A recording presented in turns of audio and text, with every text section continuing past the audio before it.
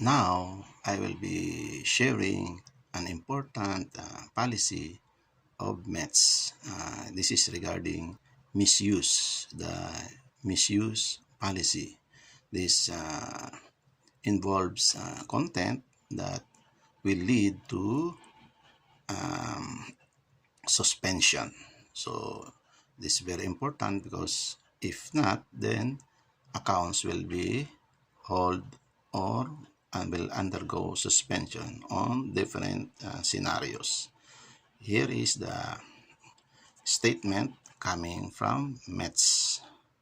The opening statement goes like this. We have a robust process for taking action against content or ad accounts on Facebook or Instagram that go against our content policies. Where content is illegal or we have determined certain behaviors by users or individuals constitute the following types: users or individuals doing a misuse. We may also take action. So these are the four types of actions that METS will do. First, we may suspend for a limited period of time users who, after being warned, repeatedly post manifestly illegal content. So this pertains to contents that is considered illegal.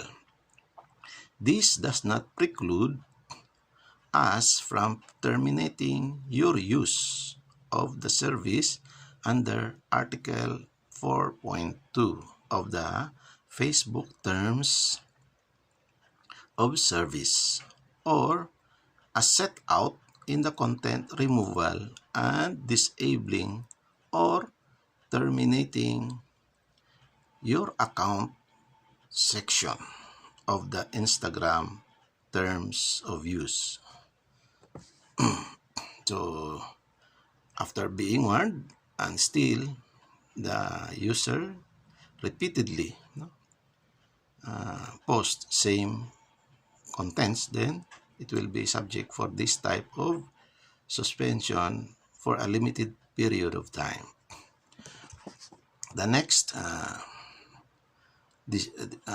suspension type is the decision to suspend access. This is now pertaining to access.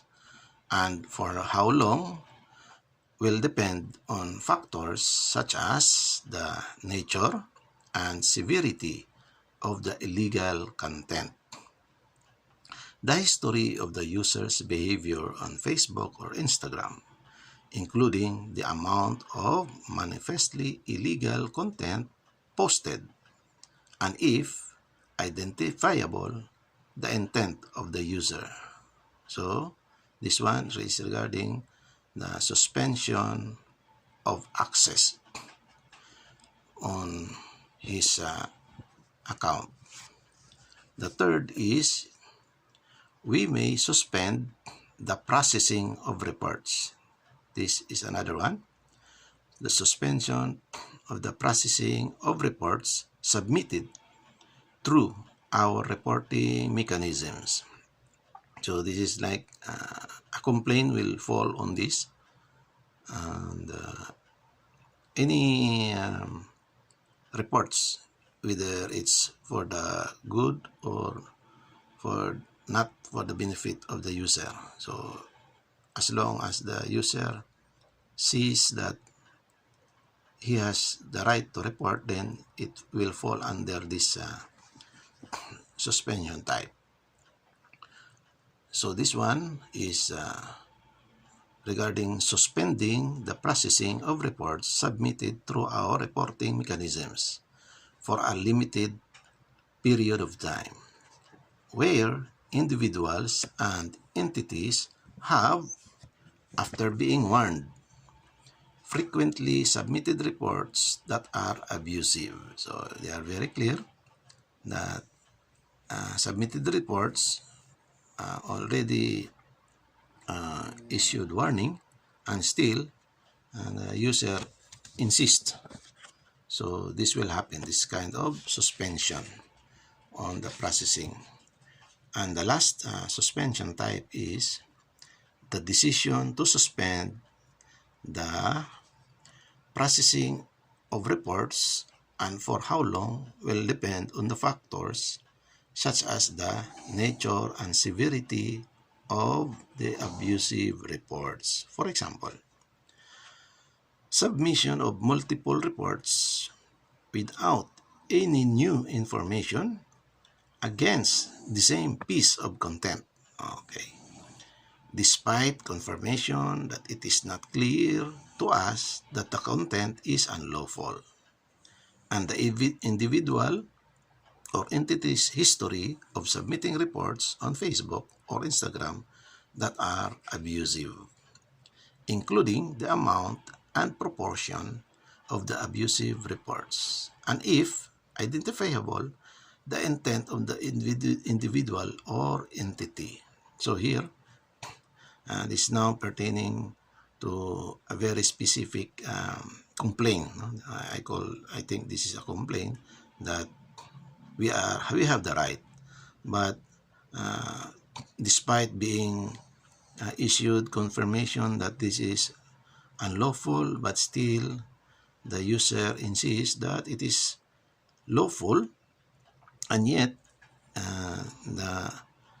he cannot support any documents maybe, or any argument, that he just want that the user intend not to be he wants to win, no? To win the that his report will be approved, but if found to be the same without any new information, that how Meta will decide, or how Mets will change their decision to regarding the suspension issued, then it will fall on this type of suspension. So again, thank you for listening and watching my video. So long for now.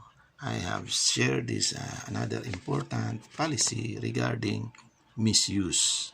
So this is very important because here it only states for a limited period of time, but we don't know this limited period of time, whether 1 day, 1 week, 1 month, or many months, or a year, or even disabling your account.